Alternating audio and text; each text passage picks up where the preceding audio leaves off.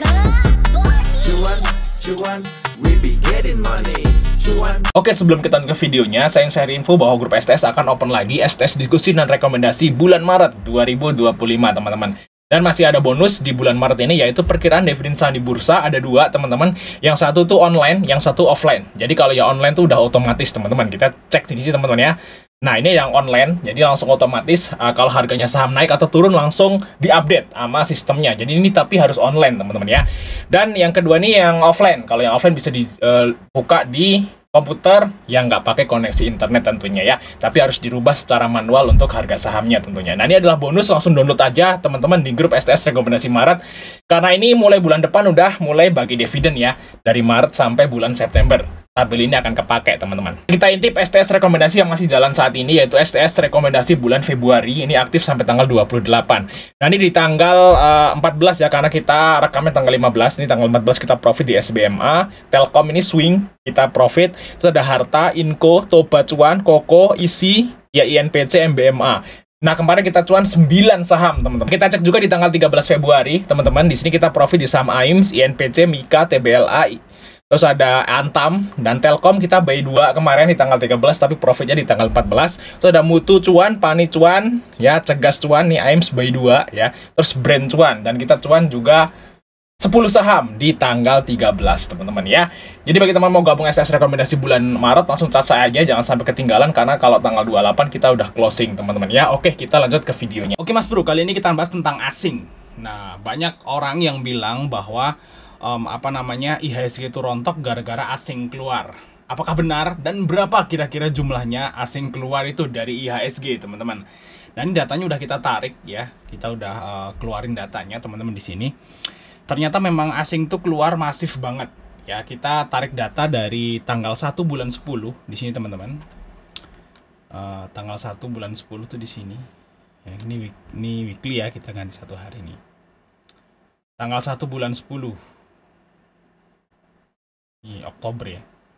Nah, pokoknya dari sinilah, dari sini ya. Dari sini kita tarik sampai kemarin ya, di hari Jumat. Jadi kita tarik data itu dari sini sampai sini kayak gitu. Nah, berapa sih asing keluarnya?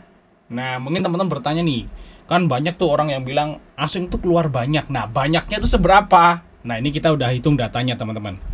Dari sini sampai sini. Nah, ternyata guys ya, selama dari bulan 10 sampai akhir bulan 2 kemarin, itu asing itu udah keluar sekitaran 51 triliun, teman-teman. Banyak apa sedikit? Ini banyak banget, guys. Banyak banget. Ini bahkan udah melebihi jumlah ya saat asing tuh keluar di pandemi. Asing tuh dikeluar di pandemi itu nggak segini, guys. Nggak segini. Seingat saya itu nggak sampai 50 T. Nggak nyampe, guys, waktu pandemi. Nah, ini lebih dari itu malah ya. Jadi mungkin asing itu gini guys. Waktu di sini teman-teman, ya waktu di sini ini asing masuk nih. Saya itu trading dan saya tiap hari bikin konten gitu ya. Dan saya masih ingat banget waktu IHSG itu naik kayak gini, ini asingnya masuk. Ini akumulasi ratusan M seperti itu di sini teman-teman. Nah, berarti asing itu keluar ya, bukan dari bukan dari pas sebelum pandemi, teman-teman. Jadi asing itu keluar itu saat diakumulasi dari sini sampai sini, teman-teman. Jadi itu asing itu dari sini, dari sekitaran 2020 di sini, teman-teman. Waktu ini asing keluar sedikit, terus asing masuk lagi sampai membuat IHSG ke harga 7.300, 7.500 kayak gitu. Nah, berarti asing itu keluar itu dari asing akumulasi dari sini, teman-teman. Nah, kalau kita tarik garis tengah kayak gitu guys ya. Kalau kita tarik garis tengah, karena kalau namanya akumulasi itu kan dia beli dari bawah sampai ke atas. Nah, kalau dia beli dari bawah sampai ke atas, otomatis AVG-nya dia di tengah-tengah. Gitu ya, itu kasarannya kayak gitu kurang lebih kayak gitu. Nah, berarti posisi sekarang itu hampir di tengah, teman-teman.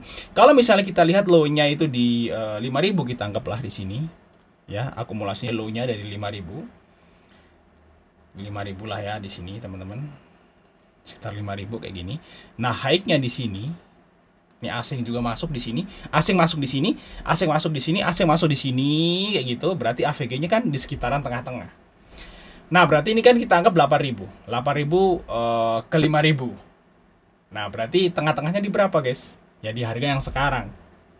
Nah, sekarang itu pas banget ya di tengah harga, teman-teman. Jadi bisa dibilang kalau kita lihat teman-teman di sini ya, posisi seperti ini berarti asingnya itu udah nggak untung sebenarnya. Kalau misalnya besok masih turun lagi, berarti asingnya cut loss. Kalau masih di sini, ini masih bisa dibilang asingnya masih untung. Ya, asing masih taking profit kalau keluar dari kisaran ini. Tapi kalau udah lebih dari di bawah 6.000, 6.200 ke bawah, itu berarti asing udah rugi. Kayak gitu guys ya, itu kasarannya. Dan totalnya segini teman-teman. Berarti asing itu beli dari sini sampai sini itu ya kisaran 60 miliar, 60 T kayak gitu. Dan mereka udah sebagian besar banget udah keluar teman-teman asingnya. Jadi gimana nih untuk kedepannya untuk IHSG guys? Ya kita nggak tahu ya untuk IHSG gimana, karena asing ini AVG, asing itu AVG-nya udah di harga IHSG yang sekarang. Berarti kalau nanti asing itu masih ngejual lagi, berarti dia posisinya cut loss. Nah tinggal pilihan asing lagi nih guys ya.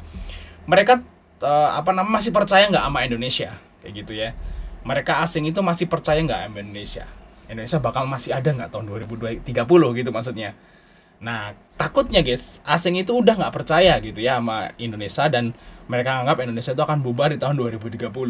Makanya ya udah cut loss aja. Mungkin yang kita takutkan seperti itu. Tapi kalau misalnya asing itu hanya taking profit, itu sebenarnya nggak ada masalah teman-teman. Asing taking profit itu nggak ada masalah. Kayak kita misalnya beli saham akumulasi gitu, kita beli saham terus kita suatu saat taking profit kan wajar, ngambil keuntungan tuh wajar. Kalau misalnya asing itu untung, itu malah wajar teman-teman, nggak masalah. Kalau asing itu untung itu nggak masalah. Misalnya IHSG turun tapi asing taking profit, itu nggak masalah teman-teman. Kenapa? Kalau asing taking profit, mereka akan buy lagi nanti.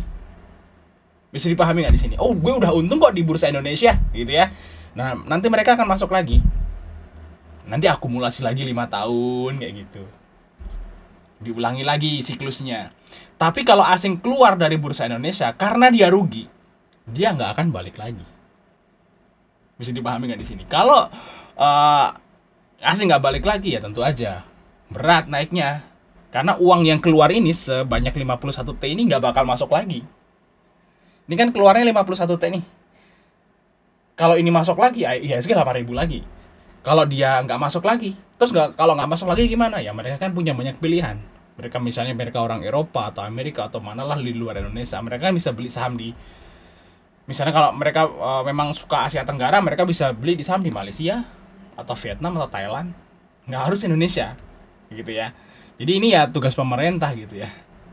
Sebenarnya ini kita pasrah aja ke pemerintah gitu ya. Apakah nilai investasi yang keluar segini itu bisa balik lagi ke Indonesia? Itu tergantung kebijakan pemerintah dan ya pemerintah kayak gitu guys ya. Kalau mesti bukan karena kinerja ya. Kalau kinerja perusahaan maybe ada yang naik ada yang turun tuh wajar. Tapi kalau rata-rata keluar seperti ini berarti ini berkaitan dengan kinerja kebijakan pemerintah. Nah semoga aja pemerintah lebih aware sama hal yang seperti ini gitu ya, membuat biar kita ini istilahnya itu nggak terlalu ya gimana ya, asing keluar terus, IHSG merah terus, nah kita kan jadi rugi seperti itu teman-teman. Dan ini adalah saham-saham yang dijual asing ya selama dari bulan 10, bulan 2024. Nah ini kita lihat ya, BRI, BCA, Mandiri, Telkom, dan ini rata-rata BUMN ya, top 5-nya nih lihat, BUMN, Aman bukan BUMN, BNI BUMN. Nah di sini teman-teman. Nah terus yaudah topnya BUMN gitu ya. Yang lain sih kayak Barito, BRPT, TPIA kayak gini guys ya yang dijual asing. SSIA nih di sini ada MTEL, BUMN ya. Kita lihat ada BTPS. Nah yang dibeli asing dari tanggal 1 sampai 10 bulan 10 sampai tanggal 1, nah ini INDF, MTEK, Buka. Tapi total belinya cuma berapa? 10 T. Asing cuma beli 10 T tapi ngejual 51 T. Berarti netnya itu adalah 40 T. Jadi asing itu udah net, yang masuk 10 T, yang keluar 51, berarti netnya kan 40. Nah berarti asing itu keluar udah 40 T teman-teman ya, dari bulan 10. Nah apakah itu wajar? Waktu di pandemi kayaknya nggak sampai segini teman-teman. Semoga aja sih ya ini asing taking profit. Semoga aja asing taking profit. Saya berharap ini asing taking profit saya berharap banget asing ini keluar dari IHSG itu dia profit, kayak gitu ya. Kalau dia profit, berarti nanti dia akan masuk lagi, teman-teman. Ya, namanya kita udah untung kan akan masuk lagi kan, normal logikanya kayak gitu otaknya. Tapi kalau asing keluar karena rugi, dia nggak bakal masuk lagi. Nah, kita nggak tahu. Tapi kalau kita lihat di sini guys, di antara rata-rata dari asing akumulasi dari sini, dari pandemi di sini asing akumulasi sampai ke pucuk sini, berarti kan AVG rata-ratanya di sekitaran ini, kayak gitu guys ya. Nah, ini berarti sekarang ini posisinya asing udah BEP nih AVG-nya, harusnya ya di saham-saham itu. Kalau dia masih keluar lagi, berarti kemungkinan dia cut loss guys. Ya, kemungkinan dia cut loss kayak gitu teman-teman. Nah, ini masih di sini toh. Kemungkinan dia cut loss. Ya, kita nggak tahu, kita tunggu aja ke depannya, guys ya. Semoga aja ada kebijakan pemerintah yang mendorong investor asing ini buat masuk lagi dan rupiah bisa menguat kayak gitu, guys. Jadi intinya itu sebenarnya rupiahnya, guys. Rupiahnya menguat, nanti IHSG harusnya naik lagi. Dan kita tunggu aja di bulan Maret ini, karena di bulan Maret ini banyak banget saham yang bagi dividen, teman-teman. Jadi istilahnya sabar dulu kalau menurut saya, teman-teman. Jangan action dulu. Kalau udah punya barang, hold dulu. Kalau belum punya barang, hold cash. Lebih bagus cash. Ya, nanti baru kalau setelah di bulan Maret ini responnya gimana nih asing nih. Misalnya Big Bang bagi dividen gede, terus menarik nih buat asing-asing masuk. Nah, kita baru masuk lagi. Seperti itu teman-teman ya. Ya, sementara ini kita trading di saham gorengan aja. Sampai ketemu di video berikutnya teman-teman.